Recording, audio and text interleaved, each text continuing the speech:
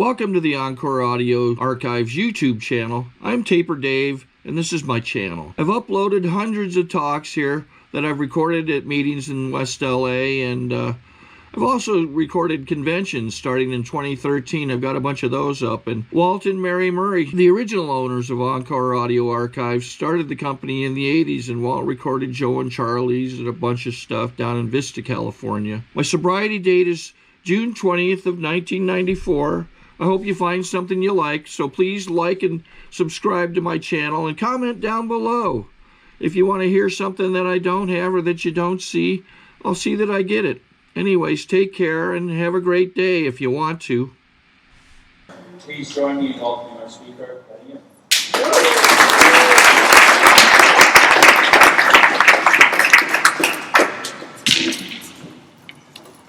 Good morning, thank you. My name is Katayoun and I'm an alcoholic. And I'm sober today by the grace of God, the principles of Alcoholics Anonymous, and the love of friends and family. And thank you so much for having me come out on Sunday. It's Sunday. That's really all it is today for me. It's Sunday. I got to remember that. I got to sort of start where I am, which is right here, right now. I have my 12-year-old kid sitting in the car over there.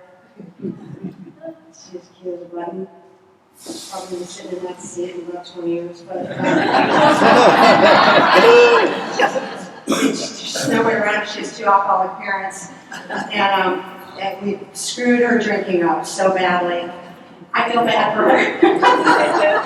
When I was her age, I was smoking heroin on the bus to school. To stick to the primary purposes of AA, I will say that I believe really wholeheartedly. It took me a while. But it took me a good 10 years to understand it. But I absolutely, to my core, believe that I was born this way. And there was not going to be an option. I really looked for options. When I got here and during my first few years here, I just kept thinking, this cannot be it. It cannot be it. But I think for me, I'll tell you a little bit about where I'm from. I grew up in Tehran, Iran. That's not what makes me an alcoholic, but it would make anybody else an alcoholic. It's a little bit like growing up in this neighborhood, I'm pretty sure. Maybe over in Encino. Or at any car dealership in town.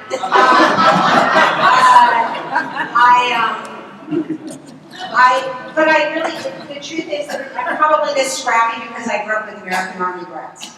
That's the truth of it. I never really bring that to the forefront. And the first thing I did out the gate was learn how to smoke hash, because that's what we had available. And drink.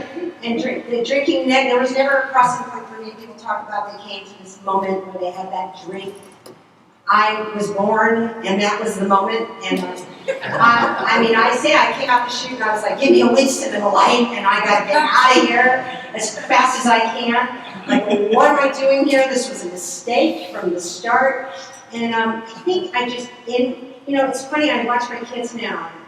I said to my husband and another friend of mine with his kids, I was like, I remember those early years in AA where my husband used to blame his mother and his father and my parents didn't let me have my feelings. My kid came in the door the other day, my 18-year-old was a year sobriety, and she said, you don't let me have my feelings. And I went, oh.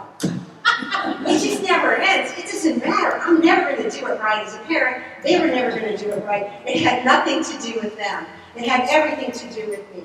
I think you could take me out of any circumstance, plop me into another, and I would still behave the same way. I was just genetically born this way.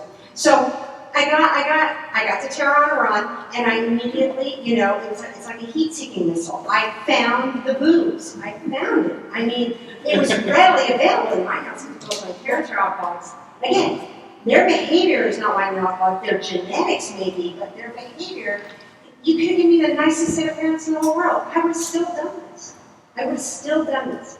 And what it is with me is I sort of describe myself as a nerve ending looking for an endorphin rush. And I can't stop. I mean, like, it's kind of like Pandora's box with me. I'm like, oh, I know that's a bad thing. I know it's a bad thing. But I can tell it's going to feel good. I'm just going to try it this one little time. That's what it would be like. And I would be like, just Bobby Jones over there with that joint. God, he's cute in that joint. I'm just going to try it that one time. And then that one time, I had come home for a week. I'm like, where'd Kat go? You know, and I was sort of the end of the line of kids, and just nobody seemed to notice that I wasn't around half the time. I was very, very good at talking my way out of that behavior. And again, I watched my genetically, passed on kids, and they're doing the same thing. And I'm like, why are they doing that? I'm such a good, I brought all this to the table, all this information to the table. And they're still, my 18-year-old can talk her way out of anything. Anything. I mean, I should know by now. She'll look me straight in the face, loaded, and say, I'm not loaded. I'll believe her. I'll believe her. In what possible world could she pull the wool over my eyes? And she did, and she did, and she did.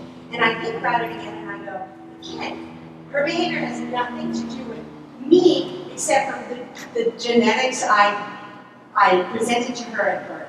And so, when I got to AA, what happened to me was, I got to the United States, I got out of that mess that was going on there.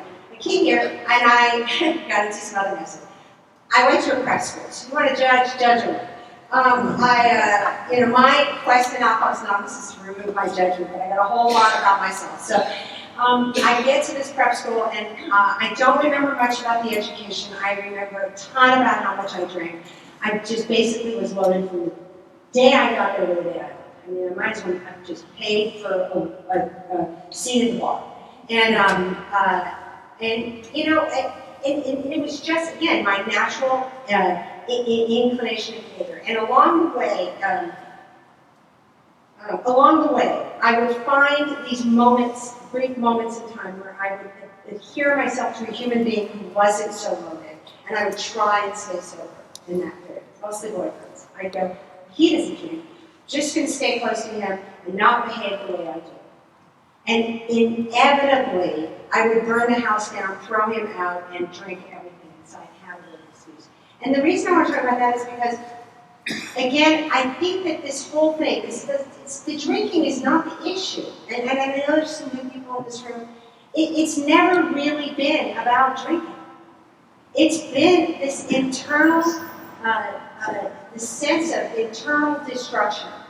And the reason for it is somehow I want to find my way back to aloneness. This is a disease of isolation for me. I don't care what I take to do it. An excuse is a good thing to be isolated. I can stand in this room and tell you why I'm different from everybody in this room, or why they don't like me, or I know they don't like me, I'm freaking leaving. I did that here. This is one of the first meetings I used to come to in the 80s. In my leather jacket, back where you're sitting back there. I would go back there and I would lean against that wall back there at Ohio Street on Saturday night, and I would not talk to anyone. I would wish that everyone knew I was poor me. I have the disease of poor me. And I would be like, I know I'm not supposed to be here. Whatever. They don't get me. I'm just, they're them. I'm different. I can be different for 100 different reasons. I'm from Iran. I'm different. I'm a princess. I'm different. You name it, I'll make myself different from you. And the reason I have to be different from you is because I got to get the hell out of here so that I have a really good excuse to obliterate myself with a drink. I'm just looking to die, but I don't want to die because really, I never want. If I wanted to die, I would have done it.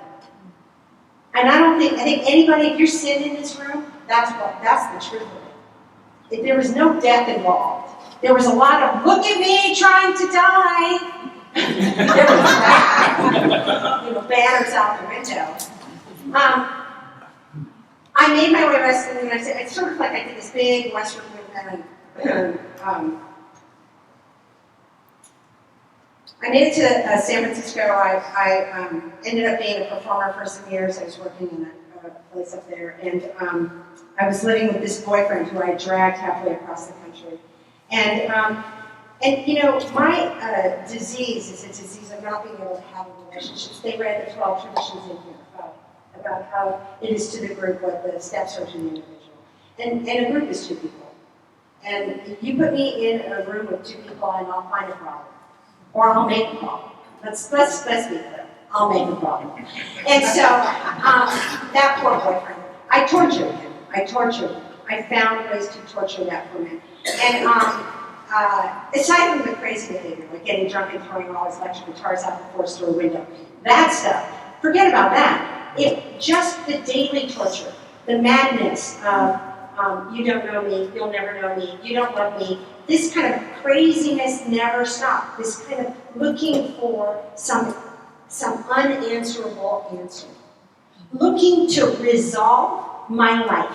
That's it. I'm on a quest to resolve my life. What I found in Alcoholics Anonymous, and I'll come to it down one and remind you to, is that this is about living with unresolved problems. Or living with it. And if it resolves, I'm 6 feet under. So what am I looking for? What was I looking for then? And so I did this kind of madness. I got crazier and crazier and crazier. And I kept jogging back and forth between New York and LA. Torturing lots of men along the way. I had very bad behavior with men. Very bad. I was not a nice person. And it was cute. I thought it was cute. It wasn't. It was mean. It was mean and it was self-centered. It was so self-indulgent and self-centered. It had nothing to do with them. It was not about me. I was not trying to make their life better. I was trying to make their life misery so that they would pay attention to me. And so I somehow or another found my way to Los Angeles. And I did this. I burned everybody out on the way. There was this poor gentleman in New York who I kept sleeping with him because I liked his apartment. And I would get there, and I would walk into the door, and I would put my hand out, and he would give me the keys, and I would say, don't come back without the drugs. And then I would lock the door on him, and he would be on the outside. And the poor guy would do anything. He would just do anything for me at that time. And I told him, I'm moving to Los Angeles. I had this epiphany at 3 in the morning, very bloated. I had an epiphany. And so I'm going to LA. That's where my answer is. And he said, okay, here's the number of the drug dealer, but please don't sleep with him. So I came to LA and slept with the drug dealer. And he was then going to come to LA just a few months later. It was New Year's Eve of oh my God, Bridget. It was New Year's Eve of 1988. I was working for a company that Bridget was running the department at. And I kept seeing her flit around, and she was so bright. And I kept thinking, shit's got how does she act that way? And she wasn't. She was like 10 years sober or something at the time. And I was like, really? What is with that girl? I had no idea what sobriety was.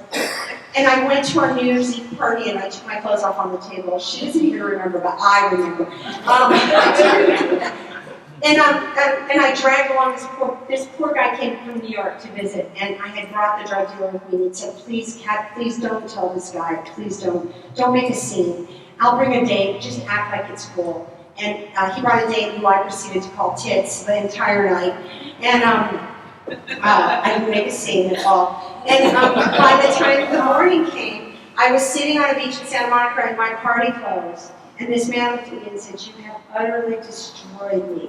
You have ruined my life. I've never been destroyed by human being the way you destroyed me. And I don't know what it is in me that is intent on killing me. And he left. And I sat there and I had a lot of ways to go. I did not get sober until May of 1990. I got clean off drugs in April of that following year, 4 months later. I will tell you this, more judgment on whatever. Alcohol, for all of you lovely people who are new, there are no rules in Alcoholics Anonymous. There's nobody who knows the deal. Everybody just tells their little stories. This is my little story. It may make no sense to you. There's somebody else next to me who has a little story. Their story may make more sense to you than mine does. But listen to them. Just come for like 90 days, like it's afternoon tea, and sit and just listen and see what you hear. But in my story, I ran headlong into my now husband, who was already 3 years or 4 years sober. And he took one look at me and said, wow, she's fun. He goes, you got a little problem? I was like, you! And then I threw all this shit out the window and slammed the door on him and did all the things I do. I started to do all the things I do, like, crash his car into the wall and throw his stuff out the door and have total temper tantrums. And he was like, here's the number of a girl, maybe you should just talk to her. And that began my journey into crawling into AA. I had so much resistance. The best thing that happened to me about coming into Alcoholics Anonymous is that I was clueless. I knew nothing, absolutely nothing about it. I had been sentenced to Alcoholics Anonymous by a therapist some years before, but I had promptly, after walking into a room where people were holding hands, forgotten the whole ordeal. Ooh, I don't know what this is. I gotta go. And I immediately blanked it out of my head so that when I walked in the door, it felt like I just didn't know what it was that I was getting immersed into. And I didn't understand the warmth in here and the brightness in here. But I did see one thing that kept me here. And that was that people actually look at you here. And I had not looked anybody in the eye in years. I could not hold my head up or look somebody in the eye. I was dying on the inside. I sometimes say, I got a mother with alcohol. I had to lift her out of her bed every morning to get myself to school. She was always teetering drunk. And you want to know something? And she's still alive. She's closing in on 80, and she's still drinking. I could have held out. I could have been just like her. And I don't know why I did this. If you're in here and it's your first day, don't go, man. Because there may not be another chance. It's like going through the eye of a needle. You just don't know if that thread's going to make it. And if you stay long enough, your heart opens up in a way that is unexplainable to somebody on the outside seeking for things to resolve. I came in here with things I thought needed to resolve. The car and the job, the boyfriend. Resolution to them would have meant everything to me then. And now I look at it and realize it was my heart that needed resolution. It's a heart thing that we do here. This is about love. I don't understand it, but I know what it has happened in my life. That man, 12-stepping in Alcoholics Anonymous, is still my husband today. Woo! I don't know if it's more a miracle that I'm sober this long or that I'm married this long. That is, in and of itself, I say to people, the only reason I'm sober for 20, whatever years it is because I haven't picked up a drink. I just haven't had a drink. I've done some really crappy behavior in those years. Really crappy behavior. I just haven't drank. And I always have to own up to that behavior because you don't take a drink, then you're stuck looking at me. Or being miserable. I don't want to be miserable. And I've only stayed married all that time. So I just haven't got divorced. That's it. I just didn't leave. I didn't go anywhere. I just stayed. And I'm not saying I didn't want to. I'm not saying he's not an ass. Oh my God. I'll tell you how he is. And but I've stayed. And what it's done as a result is it's forced me to have an experience that is unexplainable unless you go through it. It's like telling somebody what snow is before they've ever seen it. Or what it would be like to walk on the moon if you've never done it. Or what it's like to swim on the beach if you've always been on the mountain. I cannot tell you unless you go and swim on the beach. And in order to get to that beach, you have to stay. You have to stay. And the first thing that happened for me is I met this woman, Janet. It wasn't immediate. I had some bad behavior years. I had my first 3 years where I ran around like a crazy person, my head cut off. Found everybody in AA I could co-sign my nonsense. And then I found Janet. And Janet was she was a West Sider, so for those of you who remember, she was my mother. She was my anchor. I don't know how this woman did it for me. She was what I call the mythology that I understood. It wasn't just that I wrote the steps with her or did that. Yes, I did those things with her. It was the way she responded to me as a human being. I had never had that experience. And I tell the story of the first time I called her. I was already sober. I'm trying to remember, I never remember the exact date. I had already gotten sober. I believe I was trying to quit smoking maybe. I'm not completely sure about these before your Alzheimer's sets in. But I I'll tell you this. I was laying on the floor of my apartment. And it was 3 o'clock in the morning. And I was out of my mind. And I'm sure I had a fight with David, and I was trying to quit smoking one more time, and I was losing my mind. And I picked up the phone, and I don't know what prompted me, but I called her. And it was hard enough to call people to begin with, but somehow or another I was crazy enough that night to make that call. And this woman, I mean, I don't know how old she was, and I never asked her age. I just out of respect it. But she answered the phone at 3 o'clock in the morning like this. Hello, darling. Who does that? How do you call? My parents don't answer the phone at 3 o'clock in the morning to me like that. Nobody. Who calls? She answers the phone. I thought, she's high. That's what I always say. She's high. I know it. She's on my bearings. No, she was just right. She was right. She had had a change, and she had had an incredible change in her.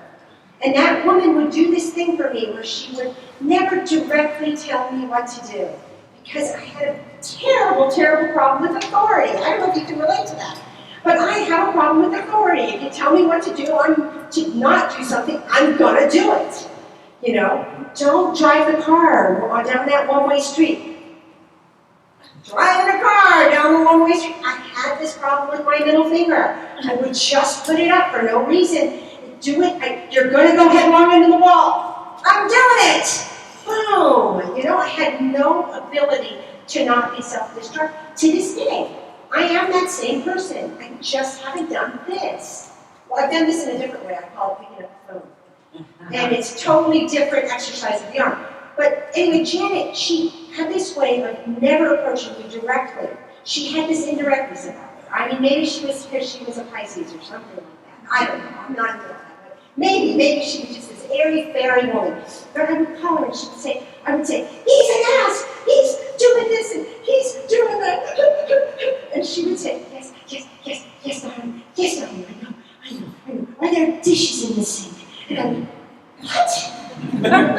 Did you not hear what I told you he just did? Yes, I did, darling. Yes, are there dishes in the sink? Yes, there are dishes there. Well, let's do the dishes. I'm not doing the dishes.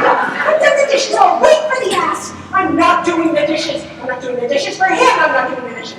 Let's do the dishes for God, darling. Let's do the dishes for God. And I'm like, oh my God, she's driving me crazy. And I wouldn't listen. I don't know why I listened to her. I don't know why I listened to her. I don't know why. I don't know, but she saved me. I did dishes and it saved me. Dishes. They didn't get me a car or a job or fix the boyfriend. Dishes. It's something would happen. It's a magic, you know? I just watched Shakespeare in Love again. I keep talking about this. And there's this character in there who owns the theater company, and every time something's about to go terribly wrong, like the main actor, the girl actor's voice is going from the high to low, they're like, what are you going to do? And he's like, I don't know. And they're like, well, what's going to happen? And he's like, it'll all work out. And they're like, how do you know? And he goes, I don't. It's just magic. And I would think, that's it. I come out all the time and say, I need a car. They're like, I know. Well, what am I going to do? I don't know. Well, what's going to happen? It'll be fine. How do you know? It's magic. How do you know that? How does it happen? And it's every single time. It's never not been magic. So I don't care how bad it is for you today. I don't care if your life, the house is on fire. I swear to you, it never falls down. It's magic. And when the magic feels like it's gone, I will tell you. Janet Carlson dropped in on October 30th, 2003. On 31st, actually October 31st in the morning at 6 o'clock, I got a call out of the blue, out of the freaking blue. That's just like her. She just up and left, like didn't give me any word, doesn't explain it, just in her flowing white whatever she wore from Neiman Marcus. Off she would go. And I walked around like a zombie for a minute. And I thought I was going to die.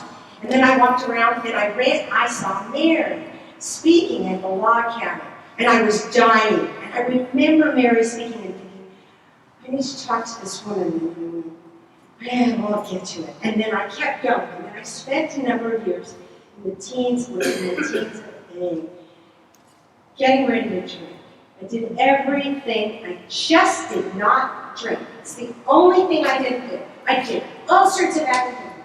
I did anything I could do to get an endorphin rush without drinking. And I was ready to divorce my husband and leave the children and wreck just wreck it, burn it.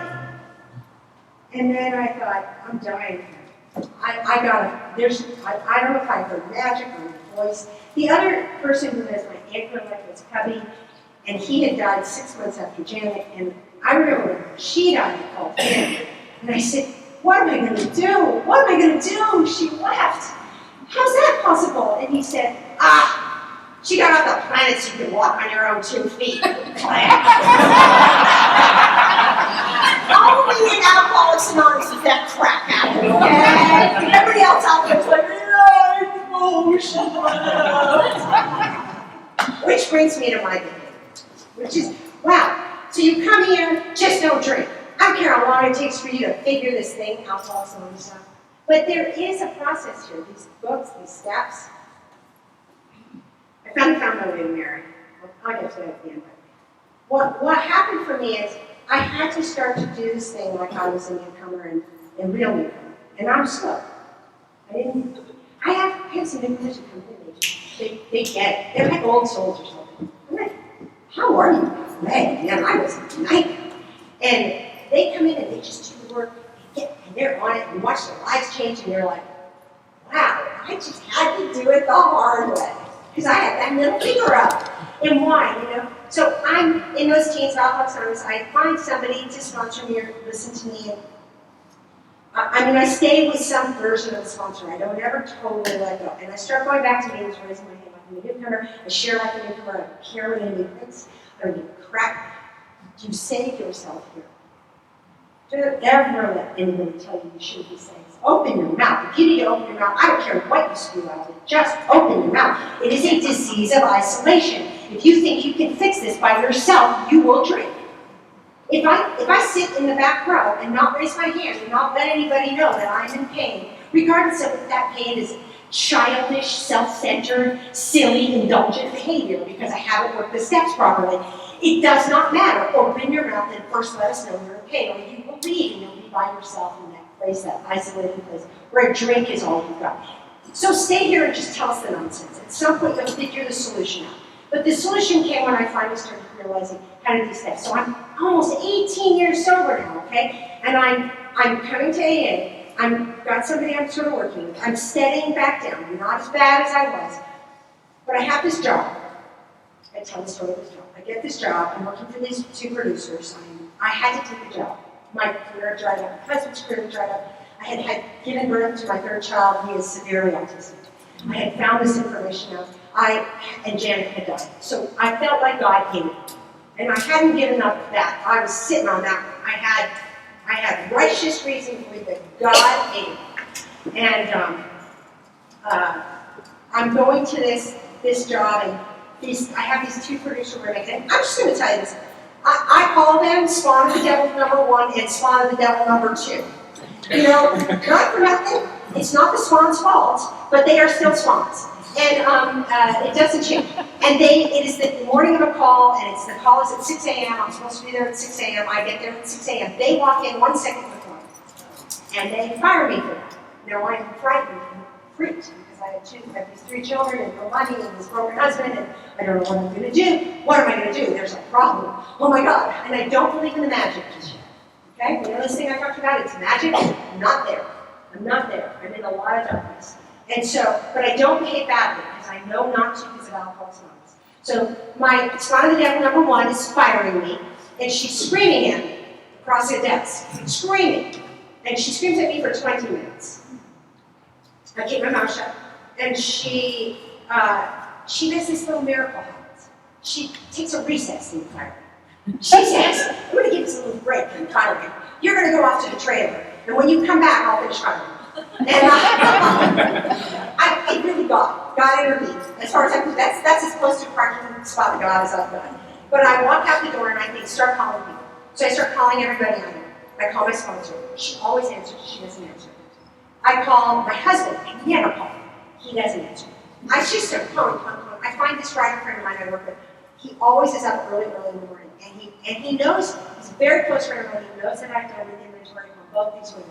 And I call him and I say, the spawns are firing me. What am I going to do? And he goes, yeah, you got to pay. And I go, no, we're not going to do that. I've already done a 4-step on it. No, I have nothing left to write. This is not my fault. He's like, all right, we're not talking about fault. You got a pen. Okay, I've got a pen. I've got 100 yellow freaking pads. What? And he goes, all right, you got to put something on the paper. I'm not putting the spawns. I've already done the spawns. I've done them. There's nothing left to write. You have to write something. And I'm like, all right, fine. I will put in that first column, God. You know what? God. You know why? Because I have the angry husband and the broken child and the life that's falling apart in the middle of Alphonse Times where it should be fabulous. And everything has gone wrong and it's God's fault. How's that? Sorry to interrupt your viewing. Taper Dave here. Just wanted to take a second to ask you to like and subscribe to my channel. Let me know if you like what you're listening. I've got some very good talks here, and this one's a great one. Just curious, do you think this is better than Zoom? Tell me what you think. And he's like, okay, good. What's it affect? Okay, it affects my self-esteem, my self-worth, my personal relations, not my sex relations, my inventory. All right, what's your partner? God, I mean, come on, can't figure it out. And then I started having this epiphany. If you wait long enough, you talk to God about it, you will have it. I mean, I'm being dramatic here, but it wasn't. I had this realization. I've spent a lifetime doing this thing. I just bring out the Dr. Seuss word, but it's like this. I have this thing called grandiosity and self-esteem. I've had it since birth. It's closer to the thing that makes me an alcoholic than my genetics even. I was born with this thing, grandiosity. I'm a princess, but don't worry about it. It's okay. I'll just lay here and let the alcohol over me. I have this thing, grandiosity and low self-esteem, and by themselves, okay, so whatever. They're annoying. But here's where they get really. I send them into a room like thing 1 and thing 2. They create havoc.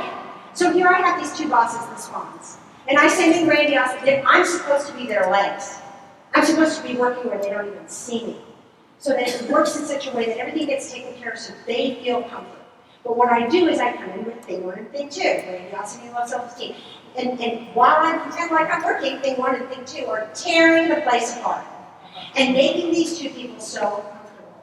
Because what they're doing is kind of keep saying, I'm a princess. You know, I was a princess. I really shouldn't be here. But I'm not saying anything. I don't even have to verbalize it. In my attitude, I bring it in the door. But that's okay, I'm all right here. See, I'll just do this for now. And then one day you'll see I'm just a princess. And then that's going on, right? And I'm just setting the stage. I'm setting the stage for the firing. I would fire me at that point.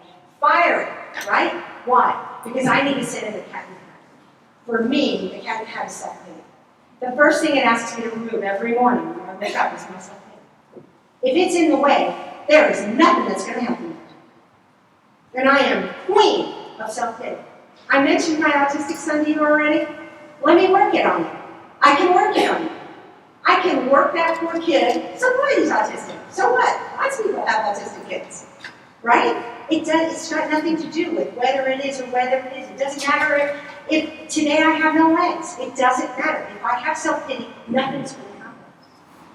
I am not going to be able to have a shift in my attitude that makes it possible for me to have a right relationship with you. Because everything is going to be about how much I can get your attention on me in this distracted sort of way so that you can feel sorry for me.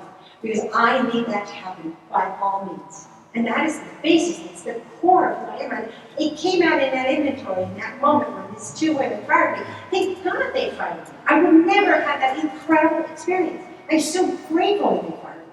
And then I walked back in that room, she did 20 minutes more fired me. And now she's my best friend. And I said, thank you. Let me know if I can do anything for you. And you're right. I'm sorry I wasn't helpful to you. Yeah, I'm going to go and examine the way I was not helpful to you and try to find my help you. Because I wasn't right. Not in that instance. I wasn't right. And let me preface this. It's not about right or wrong. I mean, I tell my sponsees when they're doing this inventory, it's not about right or wrong. It really isn't about what you did right or wrong in that protocol. It's about what I said, what ball I set in motion, or what my reaction is to any given situation. You know, did I wreak havoc to create people, discomfort in people, or were people just uncomfortable and my reaction to them was to explode or behave badly or whatever it was? That's the only thing I can change. It's not that they're right or wrong or I'm right or wrong. Forget about it. Forget about the right or wrong. We're not a court of law. It's, do I want to be a different person? I can change myself cellularly. I can actually change myself. There are people who go their whole lives without changing an iota about themselves, and they wait for everything outside to change. Don't want to be that. And I learned here that I don't have to. And ultimately, this thing is, I went home, my husband, I mean, it was really dark years. We didn't know what was going to happen. And he had been very angry. He had a lovely acting career. It wasn't working. His son was really, I mean, our son is really broken. He is in many ways so broken. It's very hard to have a son and keep wondering where that other son would have been if he hadn't come home without any language. He has no language. And it's my gift. It is my gift from God. I'll tell you what, I have some real hardship with him. He's 12, he's about 190 pounds. Somewhere around that time, he wasn't that big yet. My husband had this epiphany as well. He said, there's nothing to get, Kat. There's nothing to get. We just got to stop. There's nothing to get. We're going to be okay. It's magic. And the magic returned. We had these dark years with no magic. The magic returned. The minute those words were said, magic came back in the room. It's incredible. And it becomes about love. Love is in action. It's what am I willing to do to make your life better? Not how's it going to be fixed in order for me to feel comfortable. It's what am I going to do to make your life better? So this boy right now, 130 pounds, has some very volatile behavior, and he's got some version of being not safe. And we are looking for solutions, and we are trying everything. And I have the real version of autism. Big boy, no language, frustrated as hell, not in there. Not a person, he has emotions, he falls in love, he's attached. It's not about those things. It's not an inability to communicate. Wow. This thing we get so freely in Alcoholics Anonymous. We come in here with an inability to communicate, and we get given a gift of communication. And he doesn't have that, but I have it. So this summer, my husband went to work in North Carolina, and he's got a job that's on the spot. It's just a momentary blessing. Sitting there, and this boy, the minute his father leaves the house, he's like an alpha male. He gets very volatile with me, and it's not safe.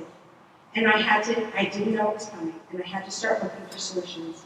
And I got all my God friends to come in the house. I did all sorts of things to put stuff in place. I called the regional center, I brought workers in, I did all sorts of things.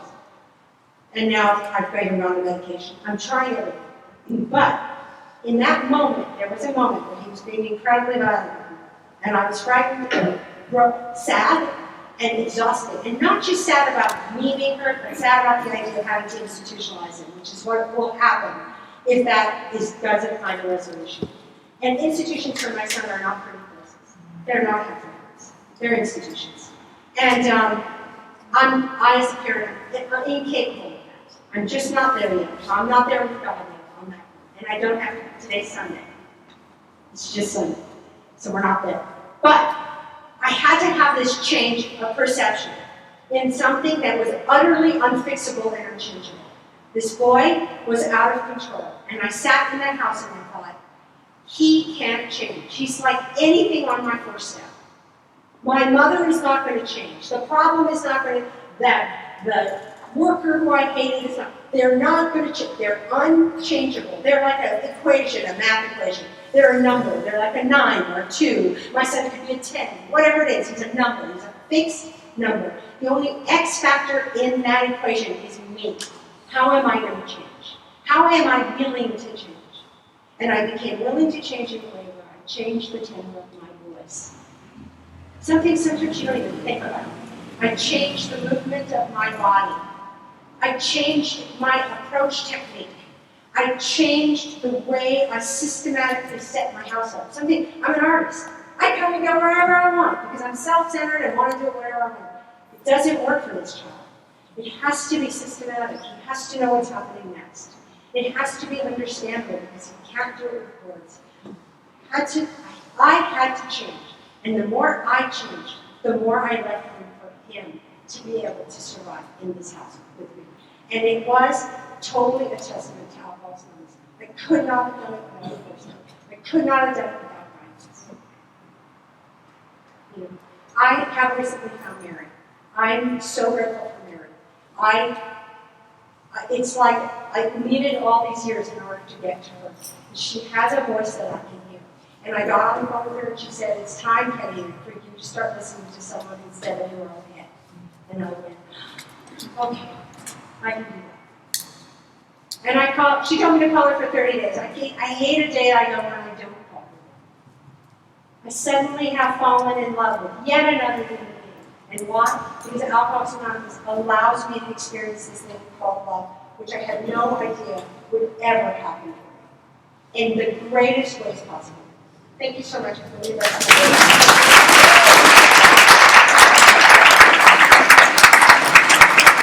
I think we got a great talk going on here. Thanks for watching the channel. Taper Dave here. Just curious, do you think this is better than Zoom? Okay, this is how I prepare my drone for launching. I like to do it inside the cab of my truck so I'm not standing outside in the weather.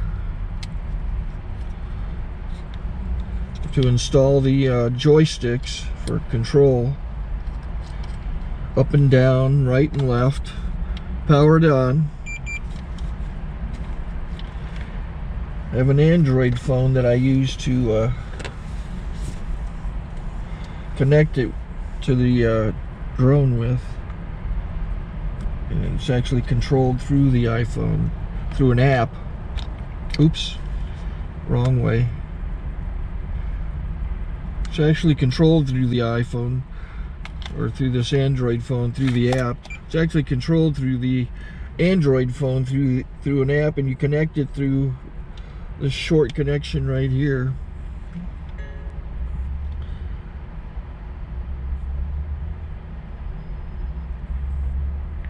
Remote control connected. Remote control's connected. So I pull out the drone. I have to extend the legs. Long legs extended first, then the short legs. Remove the gimbal protector. Set that aside, then power it on one short burst and one long burst. I lay it down. So I have to go to calibrate. So the drone's not connected yet.